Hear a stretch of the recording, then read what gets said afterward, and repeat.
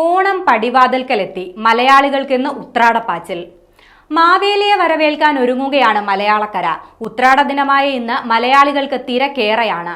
അടുത്ത ദിവസം തിരുവോണം ആഘോഷിക്കുന്നതിനായുള്ള ഒരുക്കങ്ങൾ തകൃതിയായി നടക്കുന്നത് ഒന്നാം ഓണമെന്ന് വിശേഷിപ്പിക്കുന്ന ഉത്രാട ദിനത്തിലാണ്. ഒന്നാം ഓണത്തെ കുട്ടികളുടെ ഓണമെന്ന് പറയുന്ന ഇടങ്ങളുമുണ്ട്. ഈ ദിവസം കുട്ടികൾ ഓണം ആഘോഷിക്കുകയും മുതിർന്നവർ തിരുവോണം ആഘോഷിക്കുന്നതിനായുള്ള അവസാനഘട്ട ഒരുക്കങ്ങൾക്കായി ഓടി നടക്കുകയും ചെയ്യും. ഇതിനെയാണ് ഉത്രാടപ്പാച്ചിൽ എന്ന് പറയുന്നത്. തിരുവോണ ദിനത്തിന്റെ തലേ ദിവസമാണ് ഉത്രാട ദിനം. തിരുവോണം ഒരുക്കാനുള്ള അവസാനഘട്ട ഒരുക്കങ്ങൾക്കായി മലയാളികൾ ഇറങ്ങുന്നത് ഈ ഉത്രാട ദിനത്തിലാണ്. എല്ലാം വാരിക്കൂട്ടി എല്ലാം ചെയ്തു തീർക്കാനുള്ള തിടുക്കത്തെയാണ് ഉത്രാടപ്പാച്ചിൽ എന്നതുകൊണ്ട് അർത്ഥമാക്കുന്നത്. അടുക്കളയിലേക്ക് വേണ്ട വിഭവങ്ങൾക്ക് ആവശ്യമായ സാധനങ്ങൾ ഉൾപ്പെടെ ഈ ദിവസമാവും വാങ്ങുക.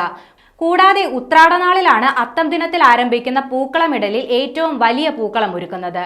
പൂക്കളം ഒരുക്കിയതിനു ശേഷം ഇത് തിരുവോണ ദിനം വരെയും കാത്തു സൂക്ഷിക്കേണ്ടതും അനിവാര്യമാണ്.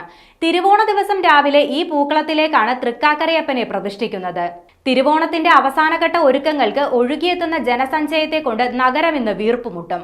സദ്യക്കുള്ള സാധനങ്ങൾ വാങ്ങാനും ഓണക്കോടി എടുക്കാനും പൂക്കൾ വാങ്ങാനും ആളുകൾ ഇന്ന് നിരത്തിലിറങ്ങും.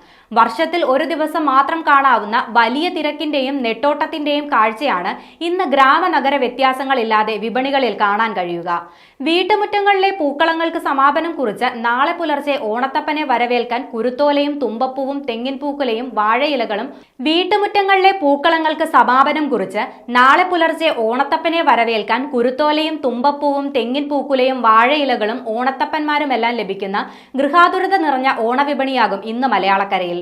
അത്തം മുതൽ ഉണർന്നു തുടങ്ങിയിരുന്ന വിപണിയിലെ തിരക്ക് ഇന്ന് അതിന്റെ ഉച്ചസ്ഥായിയിലെത്തും.